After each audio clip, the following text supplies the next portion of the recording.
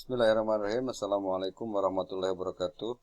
Baik anak-anakku, angkatan Supervision 23, Bapak akan menjelaskan dan membahas soal latihan US pendidikan agama Islam dan budi pekerti yang ke-1 yang sudah kalian kerjakan.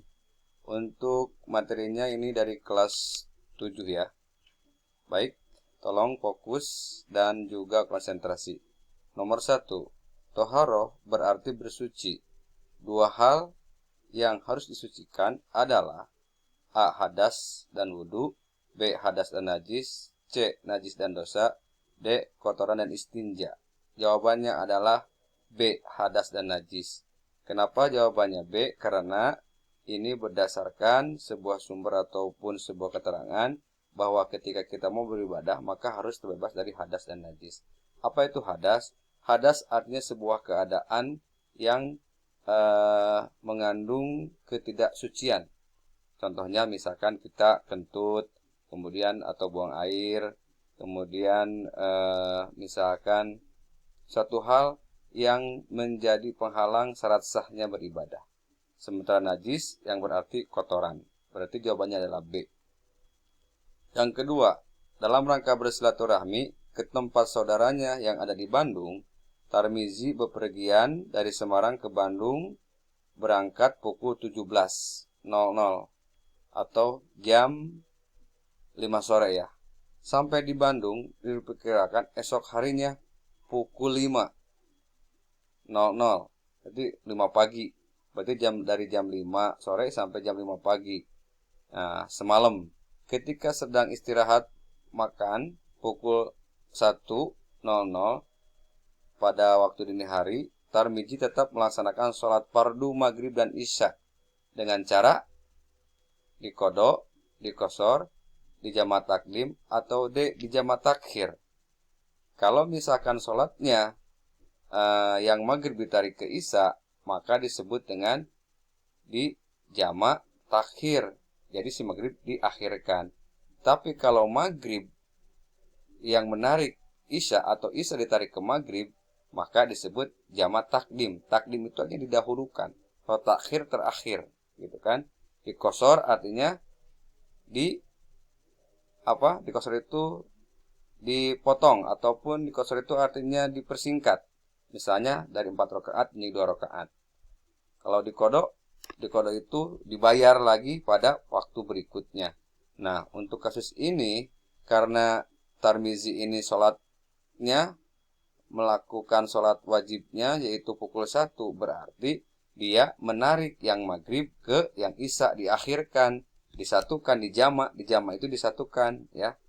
Nah, maka jawabannya jamak takhir D.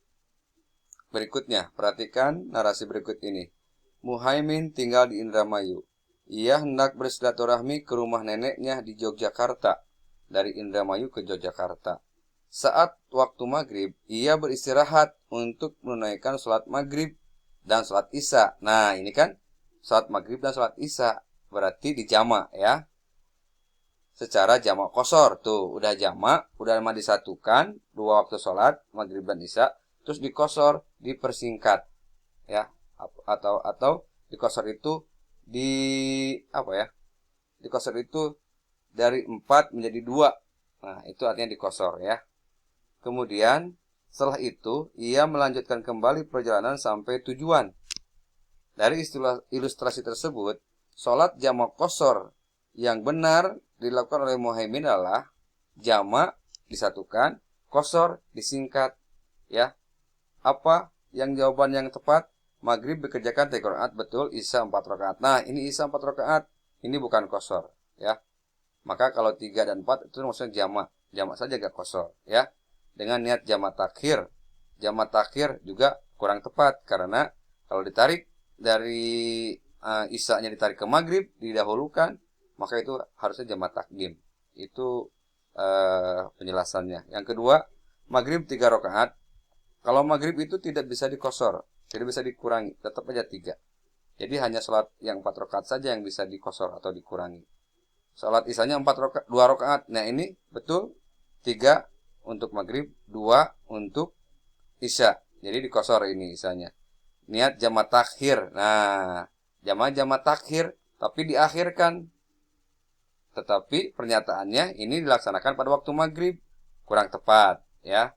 Yang nomor C, maghrib 3 rakaat, isya 4 rakaat, kurang tepat.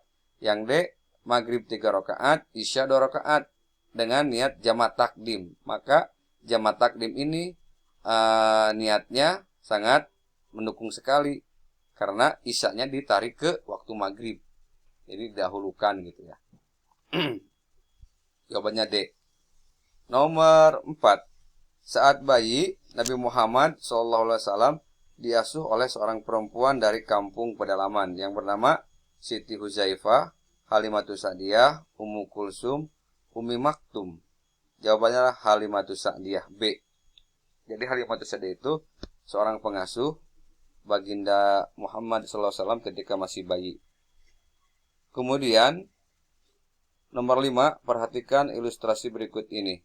Si Fulan seorang pelajar di sebuah sekolah menengah pertama, berarti SMP ya. Dia rajin sekolah dan tidak pernah bolos karena sadar bahwa menuntut ilmu itu wajib.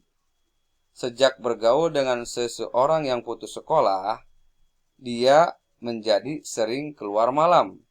Mulai mencoba merokok, mencoba mengkonsumsi minuman keras, sekolahnya menjadi sering bolos.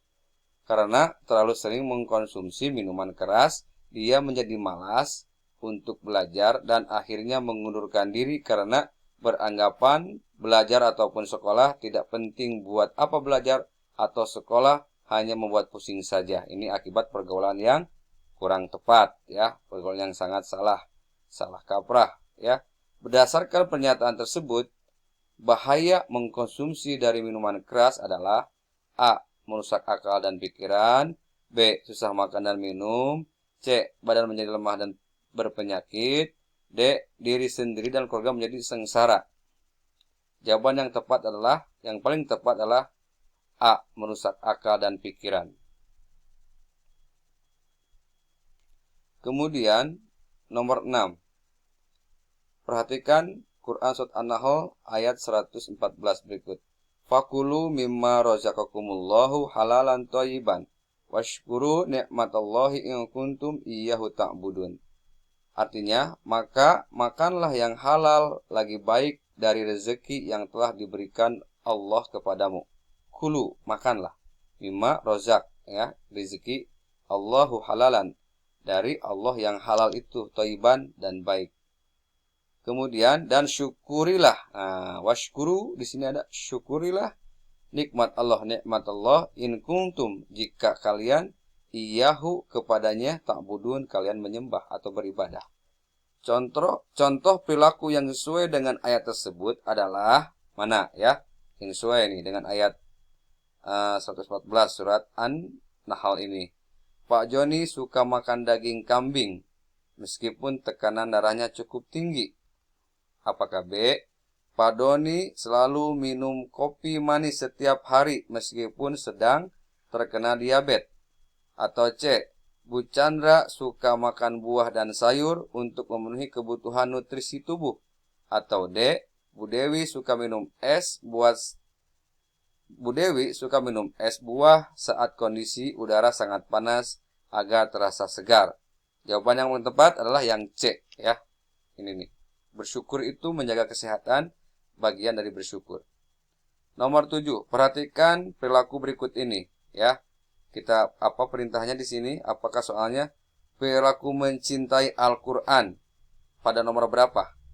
Mencintai Al-Qur'an. 1, memahami arti dan makna.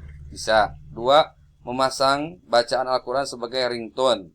3, membiasakan membaca Al-Qur'an sesudah sholat. 4, meyakini dan mengamalkan kitab-kitab sebelum Al-Qur'an. 5, mengamalkan ajaran Al-Qur'an dalam kehidupan sehari-hari. 6, memiliki semua kitab yang telah diturunkan oleh Allah Subhanahu wa taala. Mana perilaku yang menunjukkan mencintai Al-Qur'an? 1, memahami bisa, atau 1 kemudian nomor 3, membiasakan membaca. Ini sifatnya apa ya? Aplikasi ya, aplikatif ya. Jadi bagaimana implementasi kita ataupun perilaku yang kita tunjukkan. attitude, sikap kita. Yang ketiga, mengamalkan ajarannya. Tidak cukup memahami, tapi kita juga mengamalkan, ya. 1, 3, dan 5. Jawabannya B. Berikutnya, berdasarkan pernyataan tersebut, perilaku yang merupakan beriman kepada Al-Quran, beriman, meniru semua perilaku tokoh sejarah dalam Al-Quran, meniru semua tokohnya, tapi harus diingat tokohnya itu ada tokoh yang baik juga, ada tokoh yang tidak baik. Contohnya siapa yang tidak baik?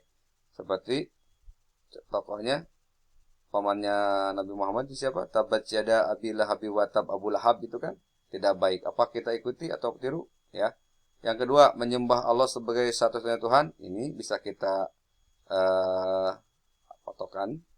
Berikutnya, bertutur kata yang santun dan menghargai orang lain. Nah, tutur kata merupakan beriman kepada Al-Quran. Atau saling tolong-menolong dalam kebaikan dan ketakwaan. Mengakui Isa Al-Masih sebagai Ruhul Kudus. Melaksanakan ajaran yang ada pada semua kitab suci.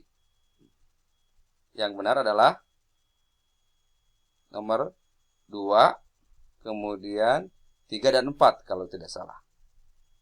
2, 3, dan 4 berarti B. Perhatikan narasi berikut ini. Mariati adalah siswa SMP kelas 8. Ia mengikuti salah satu lomba pada pentas PAI SMP tingkat nasional.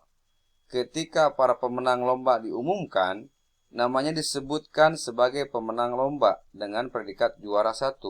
Sebagai bentuk ekspresi kegembiraannya, Mariati melakukan sujud syukur, sujud tilawah, bertasbih atau bertahlil. Kalau bertasbih itu artinya mengucapkan subhanallah, itu tasbih ya, kalimat thayyibah. Kalau tahlil mengucapkan la ilaha illallah. Mana yang paling tepat? Sujud syukur atau sujud tilawah? Ya, yang tepat adalah sujud syukur, bersyukur, ya. Kemudian kalau sujud tilawah itu kita melaksanakannya ketika dalam Al-Qur'an ada kalimat yang perintah sujud, maka itu sujud tilawah, ya. Disebutkan sujud tilawah. Nomor 9, Wawan melaksanakan sholat zuhur di sekolah. Pada saat pelaksanaan sholat mengalami keraguan terhadap jumlah rakaat sholat. Nah, ragu-ragu nih. Apakah kita pernah? Untuk menyempurnakan sholat tersebut, maka dia melakukan sujud. Jadi, ada hal yang perlu dilakukan kalau kita ragu-ragu misalkan dalam jumlah rakaat ataupun ada kesalahan dalam sholat. Dari ilustrasi tersebut, yang merupakan pelaksanaan sujud sahwi. Ya, sujud itu gimana sih? Ya, melakukan sujud 1 kali ketika membaca Al-Quran karena membaca kata sajdah. Nah, melakukan sujud 1 kali ketika tiba di bandara setelah turun dari kapal atau dari pesawat tatkala pulang dari melaksanakan ibadah haji. C, melaksanakan sujud 1 kali ketika menerima amplop hasil ujian dan dibukanya ternyata dinyatakan lulus. Atau D, melakukan sujud 2 kali sebelum salam ketika salat Isya karena ada yang lupa tidak melaksanakan tasyahud awal. Nah, mana yang paling tepat? Yang paling tepat adalah D, sujudnya 2 kali sebelum salam, ya. Jadi sujud sahwi itu dilakukan ketika ada yang lupa atau ada yang kurang tepat, maka bisa kita sujud sahwi. Subhana man la yanamu wa la yashu, ya, atau la subhana man la yanamu wa la yansa. Itu sujudnya, doanya sujudnya dilakukan sebelum salam. Tapi bagaimana kalau sebelum salam pun kita lupa? Maka ketika ingat, sujudlah 2 kali. Bacakan subhana man la, sujud sahwi, subhana man la yanamu wa la yashu. Nomor 10. Perhatikan nama-nama sahabat Rasulullah berikut ini. Abu Bakar, Salman Al-Farisi, Ali bin Abi Thalib, Khadijah, Khalid bin Walid, Abu Hurairah. Dari beberapa nama sahabat Rasulullah tersebut yang termasuk as-sabiqunal awwalun. Siapa? Apa itu as-sabiqunal awwalun? Adalah as-sabiqunal awwalun itu adalah orang yang pertama, ya. Yang pertama, yang paling awal dalam